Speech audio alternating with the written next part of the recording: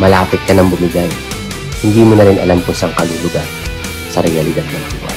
Ngayon, durog na durog ka na at feeling mo walang nakakaintindi sa'yo. Kasi hindi mo alam kung paano sasabihin ang tunay na nararamdaman mo. Kasi ikaw mismo sa sarili mo, hindi mo rin alam kung ano nangyayari sa'yo. Ngayon, isa lang ang tanong ko. Ikaw ba to? Kasi kung ikaw to, naiintindihan ko. At gusto kong malaman mo na okay lang na maging hindi okay sa mundo. Habaan mo pa ang pasensya mo. At in time, malalaman mo ang lahat ng kasagutan sa mga tanong. Kasi yan totoo.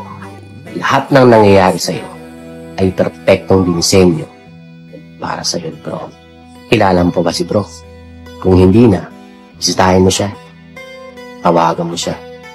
Kausapin mo siya. I'm sure, hinihintay ka lang yan lumapit sa kanya.